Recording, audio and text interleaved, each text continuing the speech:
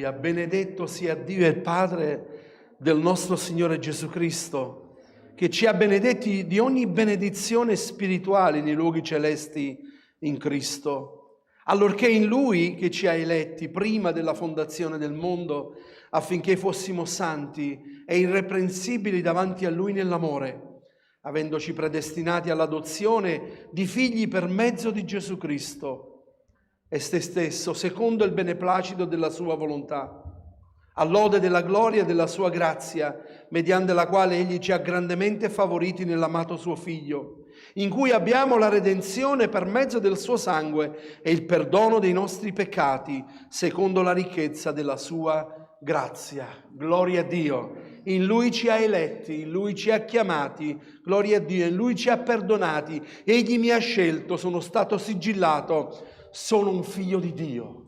Amen. Se non abbiamo altro motivo questa mattina per ringraziare il Signore, lodalo perché Gesù è morto per te. Amen. Perché ci ha salvati. Non avremmo mai potuto acquistare la salvezza. Non si può acquistare la salvezza, è per grazia. E questa mattina ognuno di noi possa lodare il Signore e può dire: Signore, grazie che mi hai salvato e che hai scritto il mio nome nel libro della vita. E se questa mattina tu non senti ancora nel tuo cuore, non l'hai ricevuto ancora quale Signore e Salvatore, questa mattina è il momento di poterlo fare. Chiedi al Signore di entrare nella tua vita, di cambiare e trasformare il tuo cuore come lo ha fatto con noi. Amen. C'è gioia e sazietà nella presenza del Signore. Non tutti sono d'accordo perché siamo di più. C'è gioia e sazietà nella presenza del Signore. Amen. Gloria a Dio. Amen. Gloria a Dio. Alleluia. Gloria a Gesù.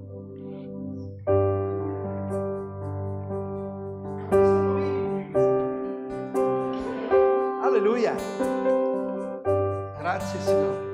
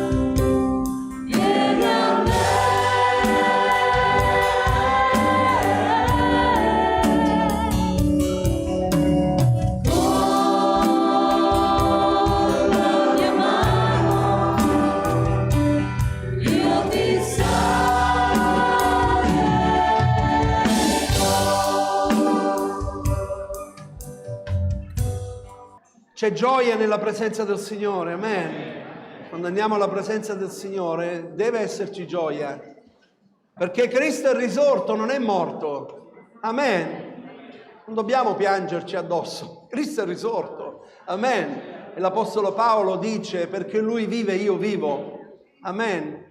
E la parola di Dio ci dice anche che noi siamo seduti con Lui nei luoghi celesti, gloria a Dio.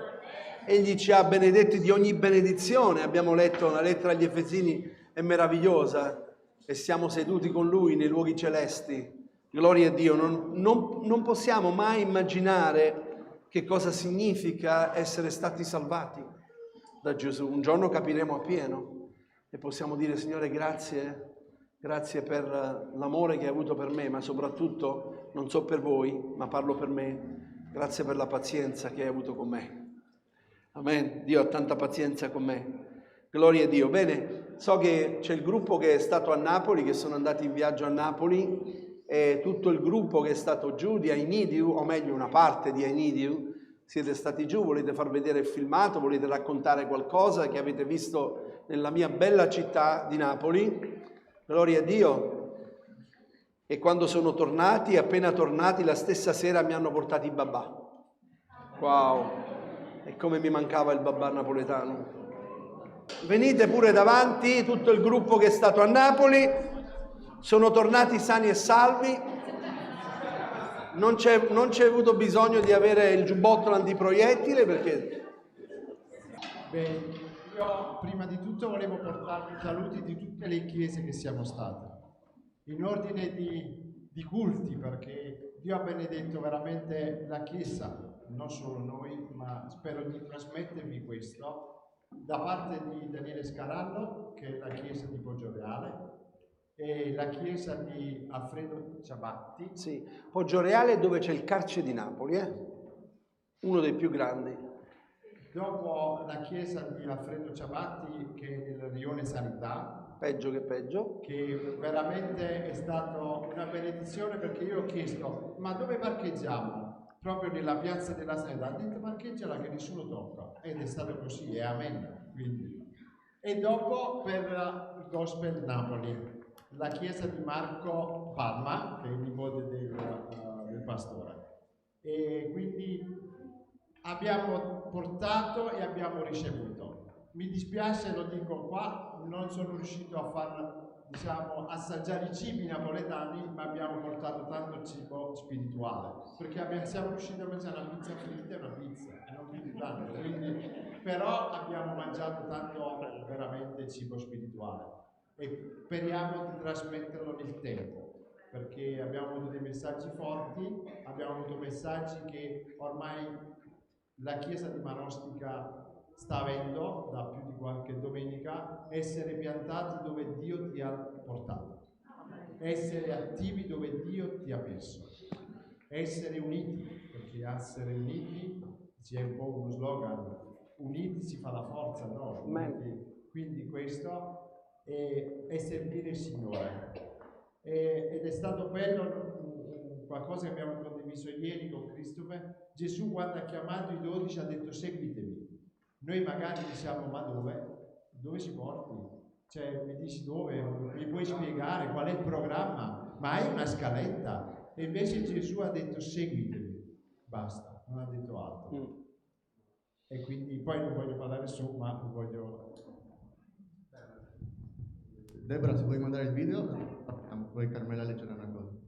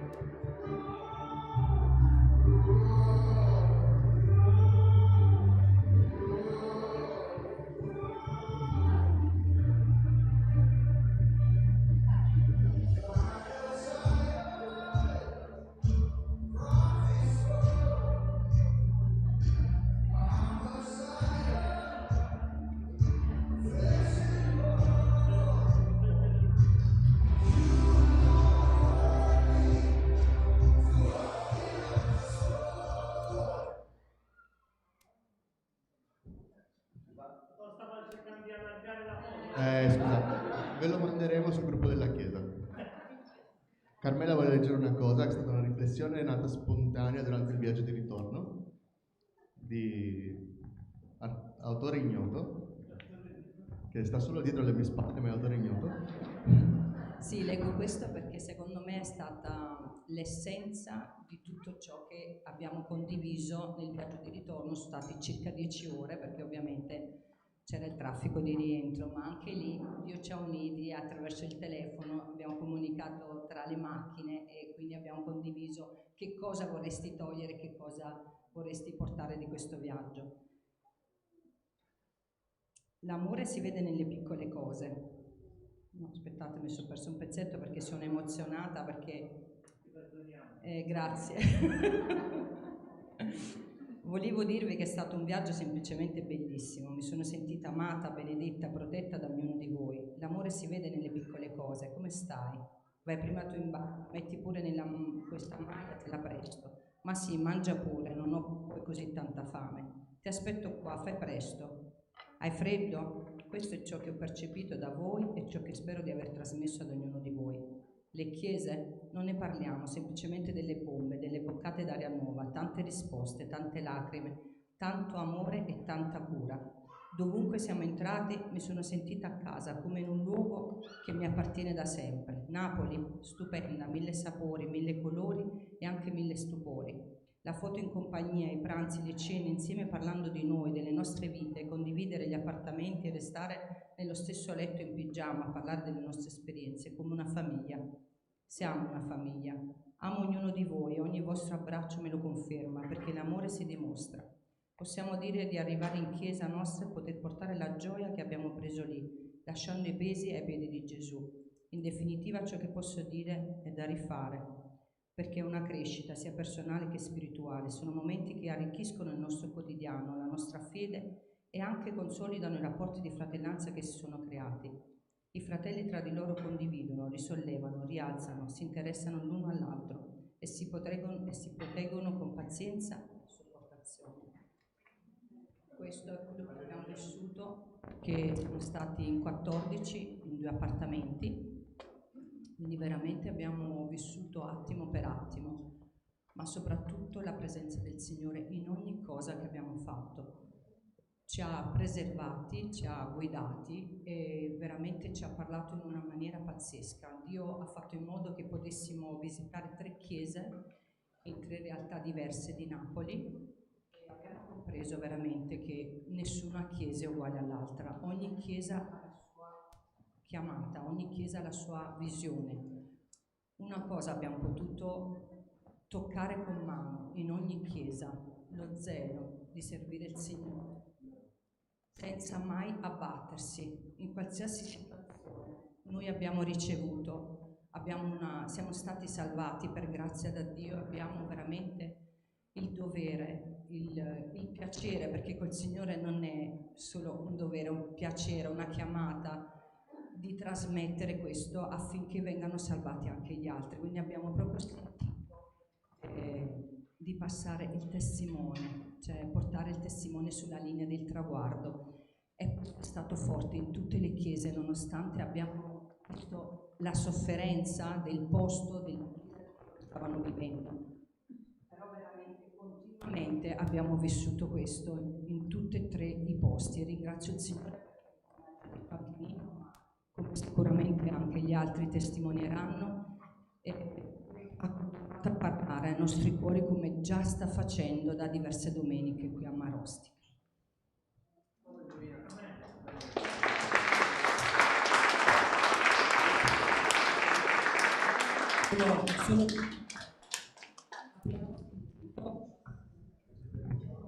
Vi vogliamo ringraziare perché abbiamo sentito la protezione delle vostre preghiere in tutto quello che abbiamo fatto. Ci vorrebbe tantissimo tempo per spiegare veramente come abbiamo visto la mano di Dio in tutto quello che abbiamo fatto. Quindi ringrazio la Chiesa perché avete pregato per noi affinché veramente il Signore ci proteggesse e ci rifocillasse in questo viaggio. Vi ringrazio veramente di cuore, le preghiere si sentono. Niente, mi hanno incaricato, devo parlare io per... Ok. c'è in realtà molto da aggiungere a quello che ha detto Carmela. Abbiamo veramente vissuto 3 realtà forti, 3 realtà diversissime tra loro, e noi siamo la quarta realtà ancora diversa. Quindi il Signore veramente opera nella diversità ed è una cosa meravigliosa. Come ho detto anche al gospel che mi hanno chiamato per dire, veramente abbiamo visto come lo Spirito Santo, nonostante le varie diversità, si stia muovendo in maniera lineare. Cioè lui è lì, sta guidando la Chiesa tutta in un'unica direzione ed è una cosa magnifica. Come abbiamo ricevuto veramente 4 messaggi, l'uno più bello dell'altro, ma che tutti erano diretti nella stessa direzione, era fantastico, è stata una cosa veramente che ci ha toccato molto. Poi vedere la gioia di quei fratelli, come dicevamo, nonostante le difficoltà, la gioia di servire Dio, la costanza, la tenacia, nell'andare avanti nonostante tutto, è stata una benedizione immensa. Io ne sono uscito ricolmo di gioia veramente nel vedere tutto quello. Come avete visto c'era una foto che c'era una chiesa con ancora il distanziamento sociale, però c'era fisico ma non c'era spirituale.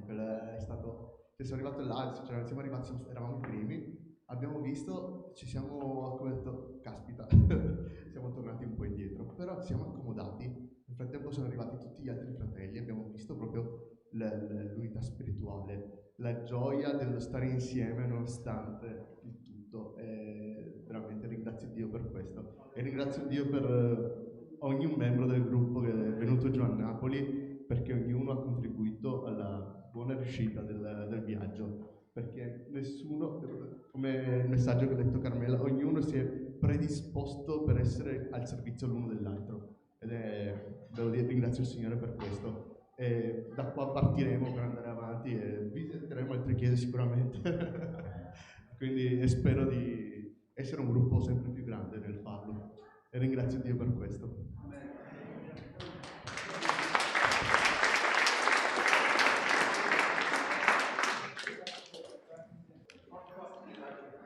Ho visto al Gospel Napoli, dove è una chiesa comunque che contiene, se non sbaglio, 500-600 membri, se non di più. Ecco, allora vi hanno accolto con i cartelloni all'entrata, vi aspettavano, no? Chiesa di Maroso, e mio nipote ha detto: zio, stanno arrivando. Ho detto: dovrebbero essere lì al momento. E quindi so che... E io sono fiero di voi, orgoglioso.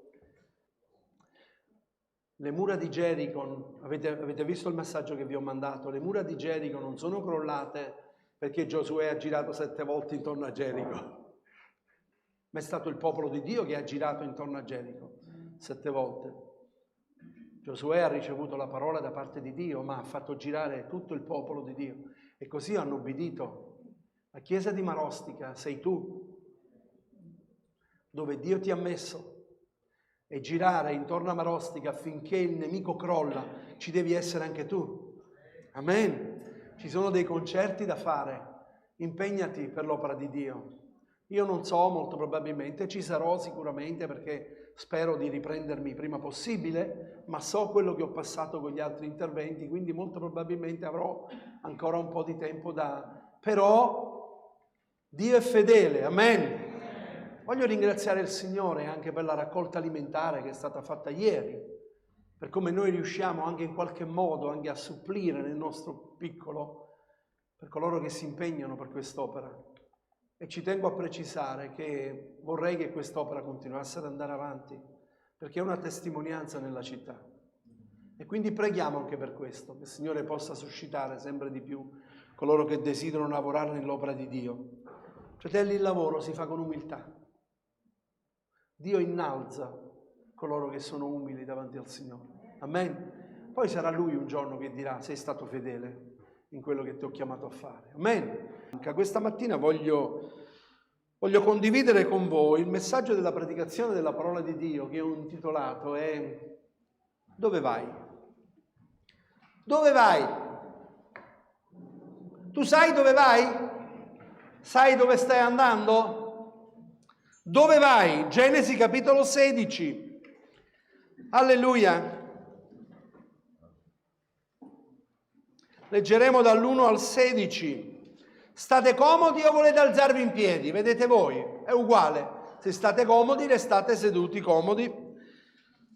Qualcuno dice a volte alziamoci in piedi per onorare la parola di Dio. Io credo che la parola di Dio viene onorata seduti in piedi, dipende da una disposizione del cuore. Siete d'accordo con me oppure no? Non è la posizione.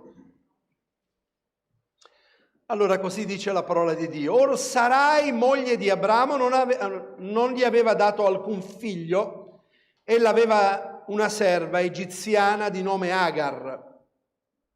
Così Sarai disse ad Abramo: ecco, l'Eterno mi ha impedito di avere figli.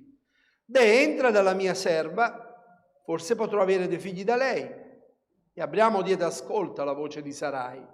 Sarai dunque moglie di Abramo, dopo che Abramo aveva dimorato 10 anni nel paese di Canaan, prese la sua serva Agar l'egiziana e la diede in moglie ad Abramo suo marito. Ed egli entrò ad Agar, che rimase incinta, ma quando si accorse di essere incinta guardò la sua padrona con disprezzo. Allora Sarai disse ad Abramo: l'offesa che è stata fatta a me ricada su di te. Sono stato io a darle nelle braccia la mia serva, ma da quando si è accorta di essere incinto mi guarda con disprezzo. L'Eterno sia giudice fra me e te. A volte chiamiamo anche Dio ad essere giudice. E gloria a Dio che il Signore non interviene. Aspetta. A volte chiamiamo Dio in mezzo alle nostre dispute, in mezzo alle nostre discussioni. Dovremmo avere un po' di riguardo prima di aprire la bocca e dire certe cose. Dio è Dio. Abramo rispose a Sarai: ecco la tua serva è in tuo potere, fa di lei ciò che ti pare. Sarai allora trattò duramente ed ella fuggì dalla sua presenza.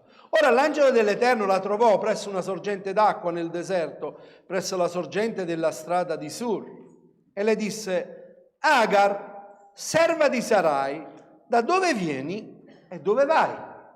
Ecco il titolo del messaggio. Ella rispose: me ne fuggo dalla presenza della mia padrona Sarai. Allora l'angelo dell'Eterno le disse: torna dalla tua padrona e sottomettiti alla sua autorità. Inoltre l'angelo dell'Eterno le disse: io moltiplicherò grandemente la tua discendenza, tanto che non la si potrà contare, a motivo del suo gran numero. L'angelo dell'Eterno le disse ancora: ecco, tu sei incinta e partorirai un figlio e lo chiamerai Ismaele, perché l'Eterno ha dato ascolto alla tua afflizione. Egli sarà tra gli uomini come un asino selvatico, e la sua mano sarà contro tutti e la sua mano di tutti contro di lui. Egli abiterà nella presenza di tutti i suoi fratelli. Allora Agar chiamò il nome dell'Eterno che le aveva parlato: tu sei El Roi, perché disse: ho veramente io veduto colui che mi vede? Perciò quel pozzo fu chiamato il pozzo di Leroi. Ecco, esso è fra Cades e Bereb. Così Agar partorì un figlio ad Abramo e lo chiamò, e Abramo chiamò il figlio che Agar gli aveva partorito con il nome Ismaele. Abramo aveva 86 anni quando Agar partorì Ismaele ed Abramo. Inchiniamo un attimo il nostro capo. Padre Santo, noi riconosciamo che senza la guida del tuo Santo Spirito non possiamo né ricevere né dare. Ed è per questo che chiedo l'unzione del tuo Santo Spirito nella mia mente, nel mio cuore, nella mia lingua, tutto il mio essere. Signore, perché questa mattina noi desideriamo una parola che procede dalla tua gloria. Tu conosci ognuno di noi, conosci i nostri cuori, conosci i cuori di quanti sono collegati anche con noi e quando si collegheranno ancora per ascoltare questo messaggio della tua parola. Signore, noi abbiamo bisogno di acqua fresca. E quindi questa mattina noi vogliamo attingere da te, non vogliamo attingere da nessuna scuola biblica, insegnamento che abbiamo ricevuto, noi vogliamo acqua che viene dal tuo trono. E ti ringraziamo, Padre, per quello che tu darai, per quello che tu farai, perché sono certo che attraverso questo messaggio tu, Signore, parlerai ai cuori di quanti hanno bisogno di questa parola. Grazie, Padre, nel nome di Gesù. Amen. Agar, serva di Sarai, da dove vieni e dove vai? Noi siamo sempre propensi a fare delle domande a Dio. Nelle nostre preghiere noi domandiamo a Dio, noi chiediamo a Dio. Quindi siamo propensi di fare delle domande a Dio e avere delle risposte da Dio. È vero o non è vero? Chiediamo e ci aspettiamo delle risposte. Quante volte, a volte, anche quando ci troviamo in situazioni difficili, diciamo anche perché Dio? Infatti uno dei salmi dice, molti dicono perché Dio? Ma pochi dicono dove sei Dio. Agar. Non è un caso che noi troviamo nella sua parola serva, perché il Signore ci fa notare che Agar era una serva. Agar, da dove vieni? Dio forse non sapeva da dove veniva Agar? A volte Dio fa delle domande, lasciatemi usare questo termine, perdonatemi, incomprensibili. Incomprensibili. Gesù dice al cieco di Gerico, cosa vuoi che io ti faccia?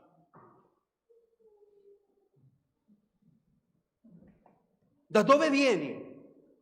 Non sapeva forse da dove veniva? Dio ti dice questa mattina, non so forse da dove tu vieni? Non so forse quello che tu stai vivendo? Non so forse quello che tu stai attraversando?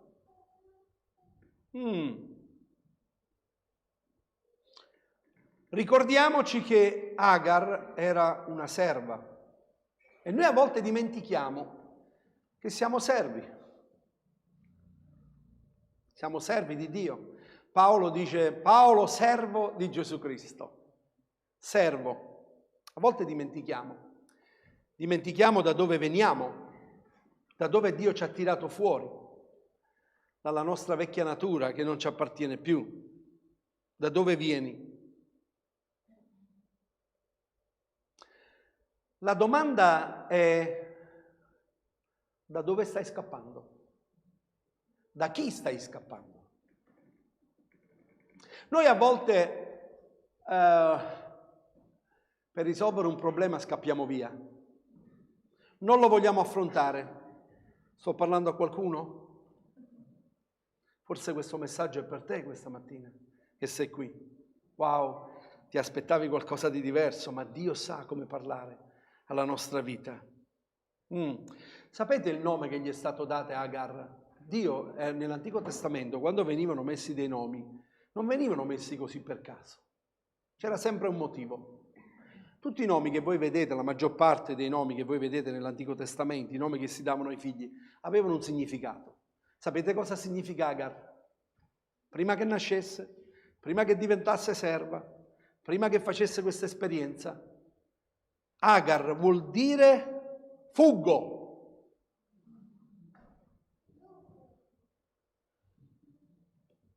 Agar in ebraico significa fuga oppure fuggitiva. Pensate. Addirittura in arabo è detta straniera. Un altro verbo nell'ebraico è trascinare via. Mi sembra che soltanto il nome mi dice tutta questa situazione. È vero o non è vero? È una che fugge, è una serva, è una che è trascinata via, è una straniera. D'altronde tutto questo eravamo noi. Eravamo stranieri dal popolo di Dio e siamo servi di Dio. Siete d'accordo oppure no? Quindi Dio non si limita, non nasconde le cose. Dio parla chiaro e gli dice: Agar, serva di Sarai. Da dove vieni? E dove vai? È bellissimo questo, perché ci fa comprendere che innanzitutto lo sguardo di Dio è su di noi. Qualsiasi essa siano le circostanze, lo sguardo di Dio è su di noi. Sappiamo la storia, conosciamo la storia, sappiamo che gli furono fatte delle promesse delle promesse ad Abramo e a Sara che avrebbero avuto una discendenza.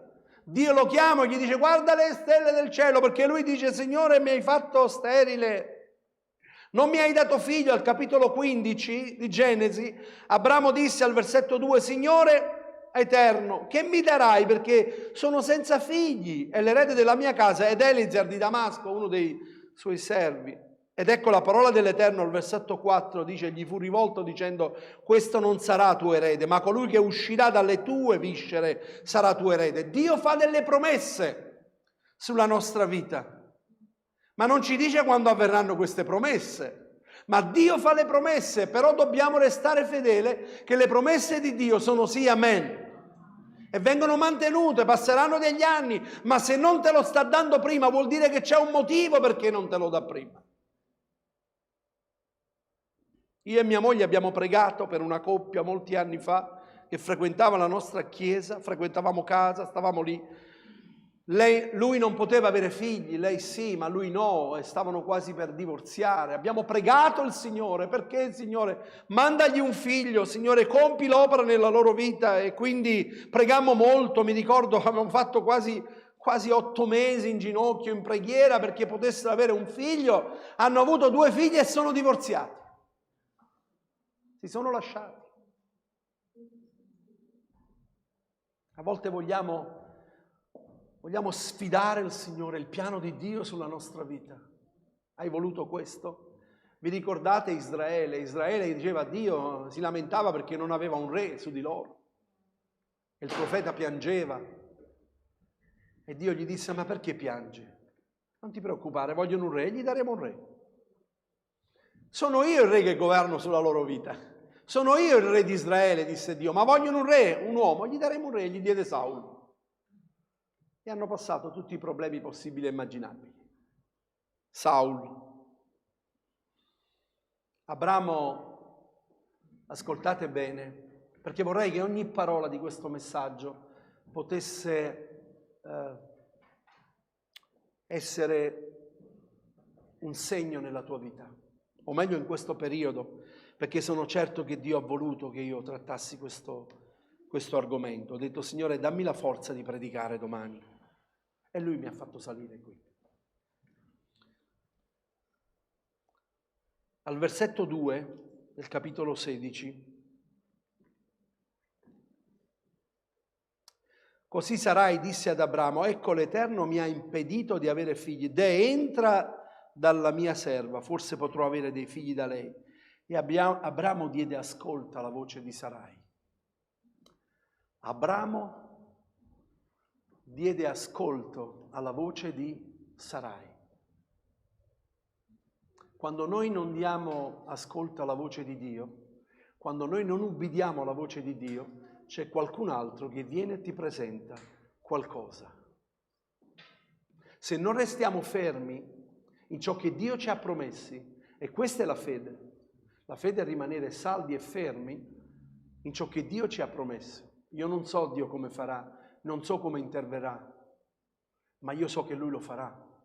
E se Lui sta tardando ci sarà un perché. Lui disse ad Abacuc, al profeta Abacuc: tu aspettalo, se tardi non ti preoccupare, perché Lui verrà. Ma quello che noi non abbiamo la forza è quello di aspettare. Noi vogliamo aiutare Dio. Sapete quanti ne ho visto io che hanno aiutato Dio, volevano aiutare Dio? C'è stato qualcuno che ha perso la vita perché mentre l'arca stava andando sopra i buoi, che non gli era dovuto trasportare su un carro, l'arca andava portato dai sacerdoti e l'arca si è iniziato a sbandare, lui ha steso la mano, boom! Voleva aiutare Dio. Dio non ha bisogno del tuo e il mio aiuto. Dio è Dio.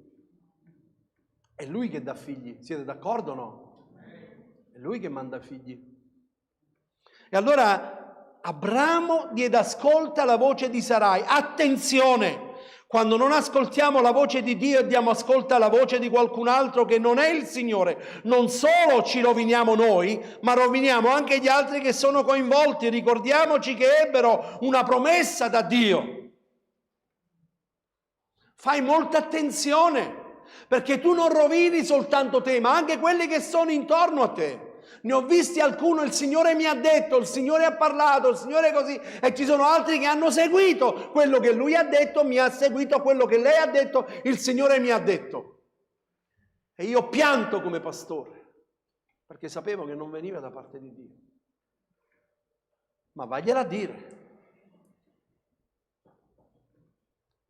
Poi, cosa succede? Succede che lei alla fine dà la colpa a suo marito. Dio sia testimone fra me e te perché tu hai fatto questo. Era lei che gli ha detto ti do in moglie. Giovani, ragazzi, oramai uomini, è Dio che ti procura tua moglie, è Dio che ti procura tuo marito. Pochi amen. È Lui che te lo dà. E se tu invece fai il fai da te, vi ricordate la puntata? Qual è cos'era lì, la pubblicità? No al Pitur,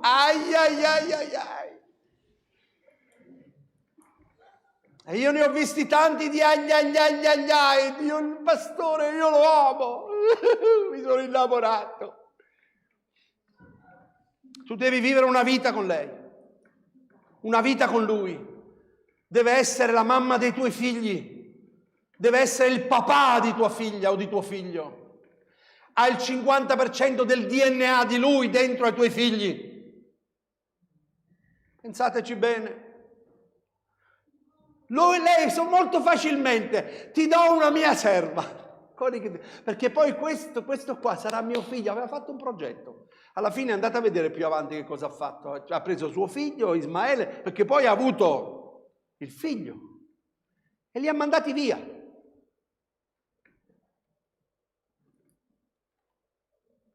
A volte noi sappiamo fuggire dalle situazioni.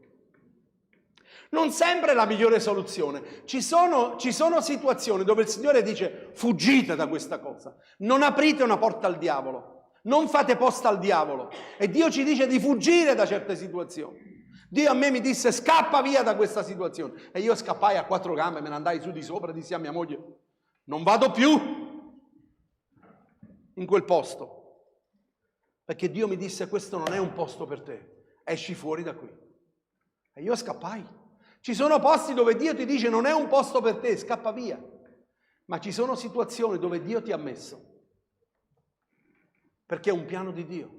Perché tu in quella situazione possa fare luce. Perché in quella situazione possano glorificare il nome del Signore. Perché in quella situazione, vedendo te in questa circostanza, possono lodare il nome del Signore. Io ho detto, non so perché il Signore mi vuole per la 3ª volta in ospedale, ma ci sarà un piano. L'altra volta ho predicato a 2 persone, 3 persone.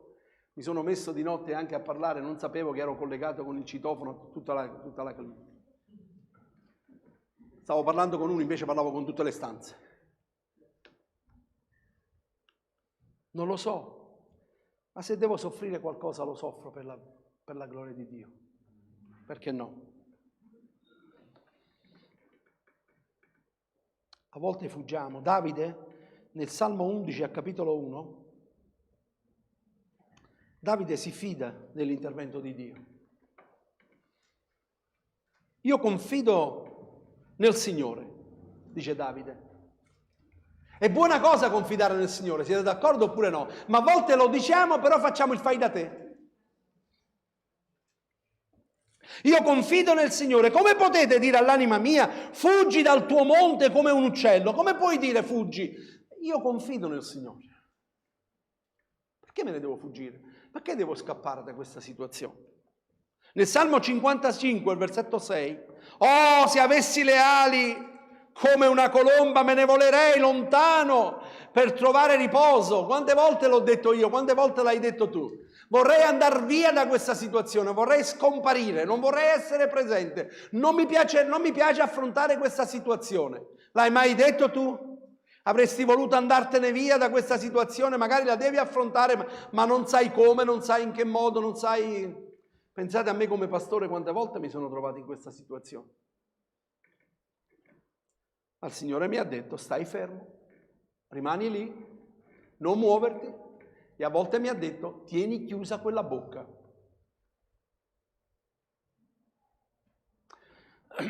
Apro una parentesi e la voglio chiudere. Se voi andate su YouTube e ascoltate le mie predicazioni di 10 anni fa, 12 anni, ma forse neanche tanto così lontano, io usavo la Bibbia quando sapevo qualcosa nella Chiesa, delle situazioni. Mi studiavo il passo adatto, prendevo la Bibbia e te ne davo tante che tu neanche uscivi dalla Chiesa.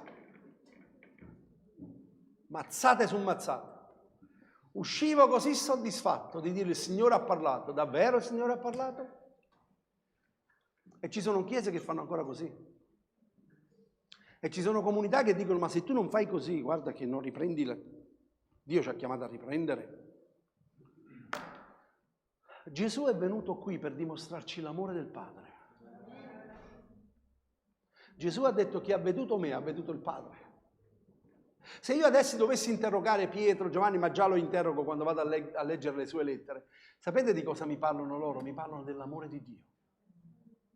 Paolo è vero che è dovuto intervenire nelle chiese, ha dovuto intervenire per situazioni, per dare un insegnamento alla Chiesa, ma l'Apostolo Paolo scrive una lettera ai Corinzi al capitolo 13 che ci mette tutti a terra.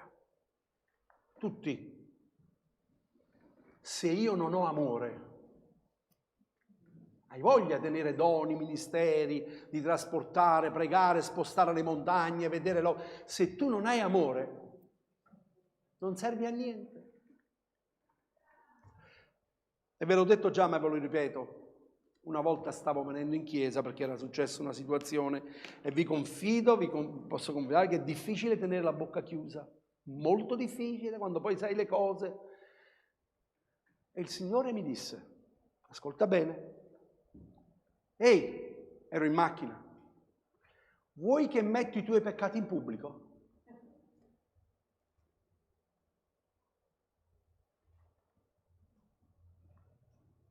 Voi che vi ricordate che c'è un passo nella scrittura dove uscì una mano, un mozzicone di una mano, no? Vi ricordate? Che scrisse mene mene tega, vi ricordate? Sei stato pesato? Pensate che il Signore non sarebbe ancora pronto oggi di far partire quello schermo là e far vedere la mia vita? Perché non lo fa? Perché c'è il sangue di Gesù che mi ha cancellato da ogni macchia di peccato. E se sono ancora in piedi qui è solo per la sua grazia. L'amore copre moltitudini di peccati. Se noi volessimo elencare i peccati, Gesù ancora oggi potrebbe dire ad ognuno di noi: chi è senza peccato? Scagli la prima pietra. Chi di noi prenderebbe? Sapete chi furono i primi a indietreggiare? Ve ne siete mai accorti? Gli anziani sono quelli che dicono sempre di più. Sempre, ma bisognerebbe, dovresti dirlo. Iniziarono a indietreggiare, andare via. Da chi stai fuggendo? Da Sarai la mia padrona. Fatto sta che né Sarai né Abramo la sono andata a cercare. Gli sono andato dietro, gli sono corso dietro, ma c'è stato uno che l'è andato a cercare. Chi è stato? Dio. E io ringrazio il Signore per quante persone Dio è andato in cerca. Ringrazio il Signore che se tu sei qui, magari hai avuto una ferita da chi non te lo aspettavi, sei qui perché Dio ti è venuto in cerca.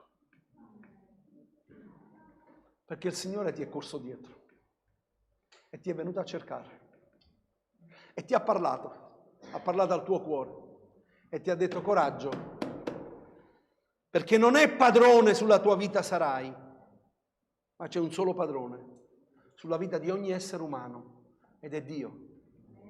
E difatti gli parla. Sto fuggendo dalla mia padrona. Ci dimentichiamo che il padrone è solo Dio. E Dio è colui che la va a cercare. Sì, la va a cercare. E questa mattina voglio dirti questo. Qualsiasi offesa tu abbia potuto avere, qualsiasi ferita tu abbia potuto subire, il Signore la conosce. Il Signore sa quello che tu stai vivendo, quello che stai attraversando. Conosce il tuo pianto. E tu vorresti scappare da questa situazione, vorresti andare via da questa situazione.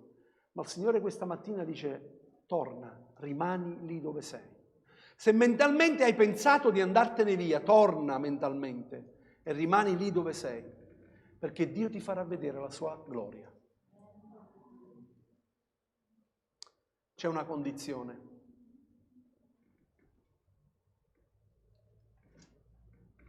Allora l'angelo dell'Eterno gli disse: torna dalla tua padrona e sottomettiti alla sua autorità. Dio conosce l'autorità di ognuno di noi che ci è stata data, affidata ad ognuno di noi.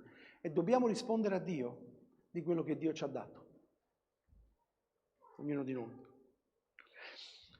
Ma Dio parla chiaro e gli dice: torna lì. E quando lei, io non so che battaglia ha avuto nel suo cuore di ritornare lì, provate a immaginare. Sei mai tornato in un posto dove non avresti mai voluto tornare? Sei mai tornato con la coda fra le gambe?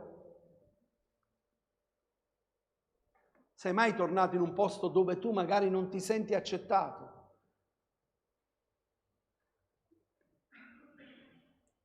Io lavoravo in un posto, molti anni fa, lavoravo in questa fabbrica e il titolare ce l'aveva con i meridionali. E guarda caso io sono un meridionale. E lui, siccome mi voleva licenziare, sapete cosa fece? Noi eravamo, io tagliavo le borse, tagliavo le pelli e avevamo tutti quanti banchi da taglio uno dietro l'altro. Lui prese il mio banco da taglio e lo mise vicino al muro e disse: tu devi guardare il muro. E io rimasi per quasi 3 mesi che guardavo solo il muro, perché non potevo guardare gli altri. Sapete come andavo a lavorare la mattina? Sapete il mio stato d'animo? Piangevo. Perché poi a un napoletano togliergli l'opportunità di parlare, di ciaccolare, come dicono qua. Lo uccidi. Ma io rimasi in quel posto perché il Signore mi disse: aspetta.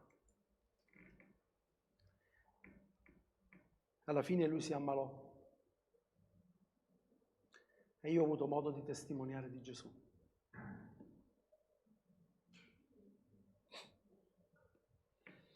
Non l'avrei mai potuto fare.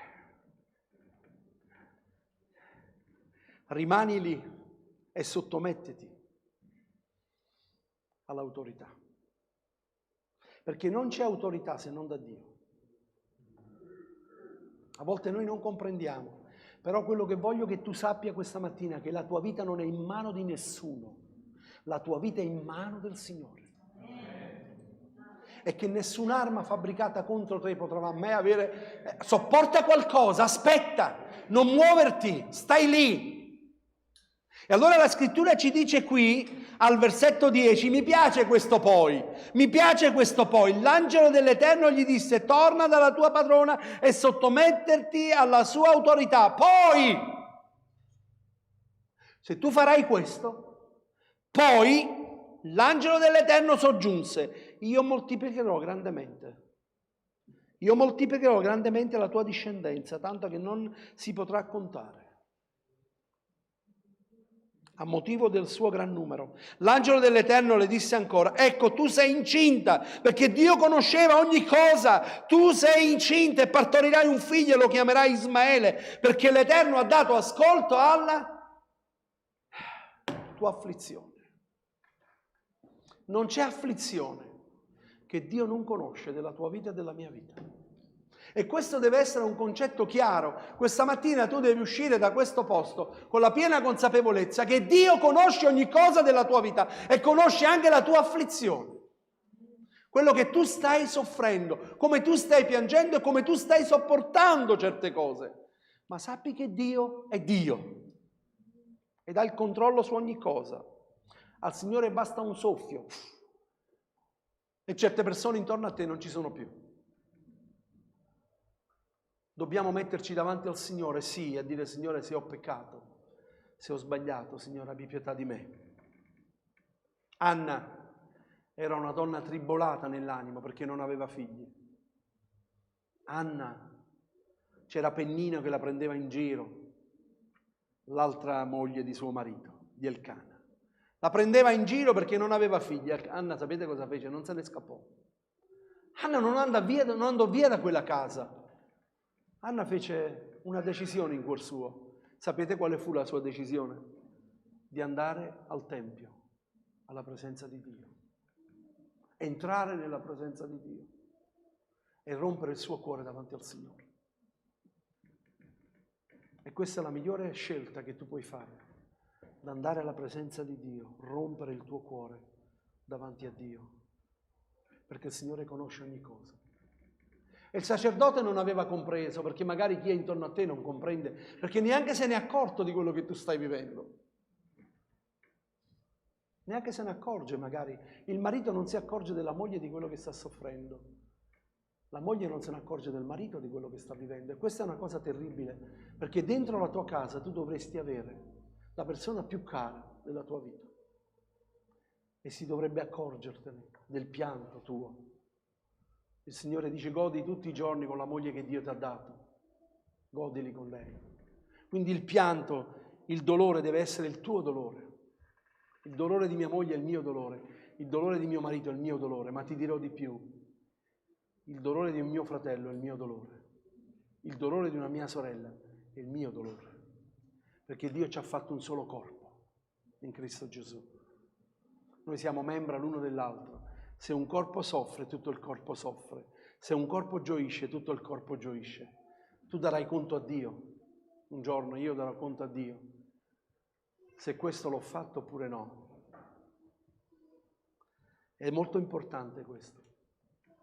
Questa mattina noi abbiamo una sorella in mezzo a noi che l'altro ieri, il Signore si è chiamato sua mamma ed è qui in mezzo a noi questa mattina. Solo Dio conosce il suo cuore. È distante, chilometri. Ma noi vogliamo dire: ti amiamo nell'amore del Signore e siamo vicino a te, Drudy. Dio ti benedica grandemente. Ti amiamo, ti vogliamo bene. Ma la cosa più gioiosa è sapere che adesso lei sta danzando alla presenza del Signore. Sta gioiendo alla presenza del Signore. Una donna che Dio parlava al suo cuore. Pensate che questa donna, Dio parlava proprio personalmente, come faceva con mio padre, con i fratelli di una certa età, anziano. Gli disse a un suo nipote: tu avrai un figlio, io non lo vedrò, non ci sarò. Pensavano che questo bambino che avesse avuto, perché lui si è trasferito, è andato in un altro paese, in un'altra nazione, invece no, non lo vedeva perché non ci sarebbe stato più su questa terra. E Trudy è stata lì a trovarla pochi giorni fa, è stata lì 20 giorni fa, è stata a trovare sua mamma, è stata vicino. E lei disse: Drudy sarà qui. E quando lei andrà via, io andrò con il Signore. Così è successo. Dio parla ai suoi figli. Ma non c'è cosa più bella, dice la parola di Dio, la morte dei suoi cari. Anzi, dice la dipartita dei suoi cari. È cosa di gran momento agli occhi dell'Eterno. È una cosa gioiosa, meravigliosa. Ci sono alcune nazioni, in modo particolare latinoamericane, in Africa, da quelle parti lì, quando muore qualcuno danzano. Dopo fanno il cibo, danzano. Perché? Perché sanno, parlo di credenti, di cristiani, sanno che è andato in un posto migliore. L'Apostolo Paolo ci dice: vivere in Cristo, il morire mi è di guadagno. Amen. Quindi non sappiamo quanto tempo Dio ci dà su questa vita, ma la cosa importante è sapere dove andiamo. E allora la domanda è: dove stai andando? Da dove vieni lo so, ma tu sai dove stai andando? Io so dove sto andando. Vado in cielo. Vado su quella via che il Signore ha stabilito per me. Amen. Vado a incontrarmi il mio Signore, vado a incontrare il Signore, vado a incontrarmi colui che è il mio Redentore. Uno dei pastori a Napoli fece questa predicazione prima di andare con il Signore, dal pulpito. Disse proprio queste parole e durante la settimana il Signore se lo chiamò. E quella predicazione è ancora in giro, perché disse: io so dove vado. Io non so quanto tempo Dio mi terrà qui, però so una cosa, che se resto fedele fino all'ultimo giorno della mia vita, io vedrò il Signore. E io voglio vedere il Signore. Anche se accadono certe situazioni, accadranno ancora di più, succederà ancora di più, la carità dei più si raffredderà. 2 saranno in un campo, l'uno sarà preso, l'altro lasciato, 50%. Ma io voglio far parte di quel 50% che vado con il Signore. Voglio impegnarmi per l'opera di Dio, voglio servire il Signore, ancora di più. Signore, dammi nuove forze, dammi la forza di predicare la Tua parola con potenza. Voglio lasciarti con questo messaggio mentre i musicisti vengono su. Voglio lasciarti con questi cantanti che vengono su. Voglio lasciarti con questo messaggio questa mattina. Dio conosce ogni cosa della tua vita e tu non hai nessun padrone sulla tua vita. Il tuo padrone si chiama Dio, Padre. Gesù Cristo ti ha acquistato su quella croce con il prezioso sangue suo e sei diventato un figlio o una figlia sua. Se non lo sei, allora mettiti questa mattina in regola. Ricevilo come Signore e Salvatore nella tua vita, affinché ogni cosa sia sottoposto al Signore nella tua vita. Ricordati che nessun'arma fabbricata contro di te avrà successo, perché Dio è colui che ti difende. Dio è il giusto giudice. Forse non ti verranno a cercare gli altri, forse il sottoscritto come pastore non ti viene a cercare, ma Dio ti verrà a cercare, non ti lascerà e non ti abbandonerà mai, dovunque tu sei. E non c'è posto, era nel deserto, sì, anche nel deserto ti viene a cercare il Signore, viene a trovarti proprio lì e ti parla e parlerà al tuo cuore e ti dirà: non ti preoccupare, torna. Questa mattina, se tu devi tornare in qualche posto dove non ti fa piacere, se devi tornare a chiedere scusa a qualcuno che hai ferito, torna e vai a chiedere scusa di nuovo. Non ti preoccupare, se non riceverai le sue scuse non è un problema, il problema non è più tuo, è suo. A volte noi diciamo che quando una persona perdona rende libera l'altra persona. No, realmente chi viene liberato sei tu.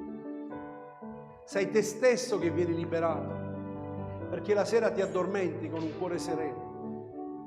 Poi lascia stare ogni cosa nelle mani di Dio, però sii sincero, non usare parole a vento, perché Dio guarda il cuore.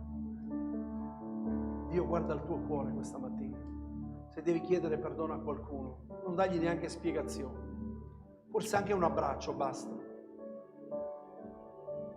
Non dimenticare, non ricordare più le cose del passato, perché Dio fa ogni cosa nuova. Amen. Proprio in questo Dio dimostrerà che tu sei un figlio di Dio, una figlia di Dio. Perché? Perché ubbidiamo la sua parola. Prenditi la mia serva. E qui è successo un putiferio che ne stiamo ancora pagando le conseguenze, perché Ismaele viene da quella situazione lì, c'è un popolo da quella situazione, perché ne paghiamo le conseguenze delle nostre scelte, ma Dio è fedele. Amen. Alziamoci in piedi, alzatevi nel cospetto del Signore. Alleluia.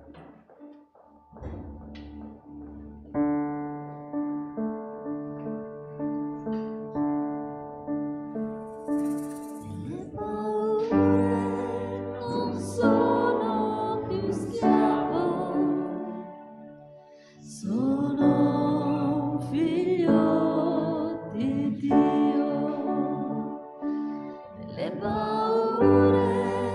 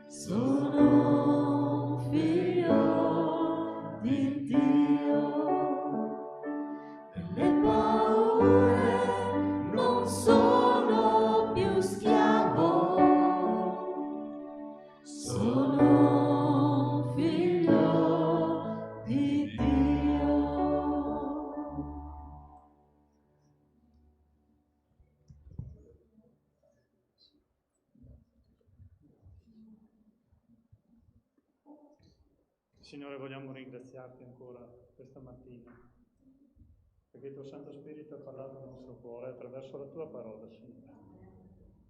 Signore, nel confidare nella tua parola, nell'aver fede nella tua parola, Signore, nella tua voce, lì sta la nostra forza, lì sta veramente la liberazione da ogni nostra paura, Signore.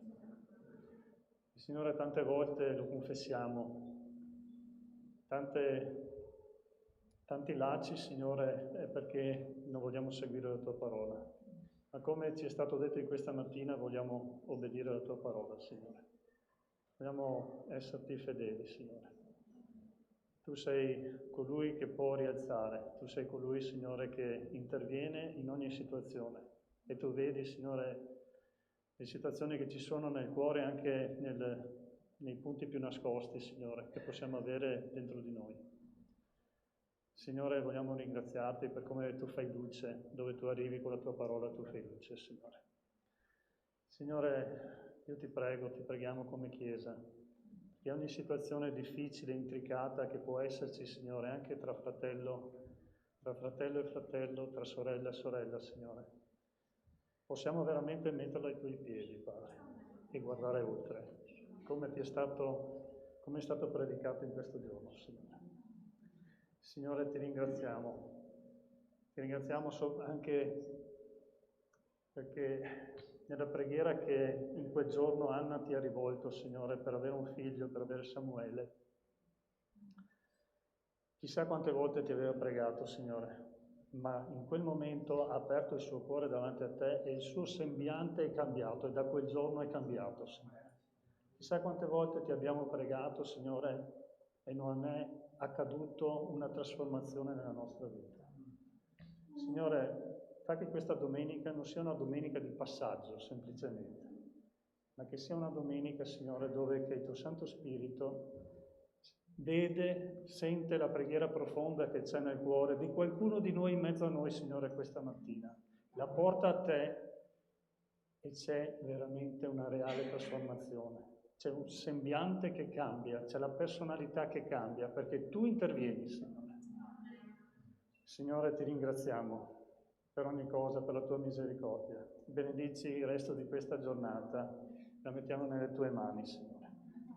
Grazie per Gesù, grazie per il tuo Spirito Santo, Padre. Grazie, Signore. Amen. Pace, fratelli e sorelle, buona domenica, Dio vi accompagni e ci accompagni. Amen.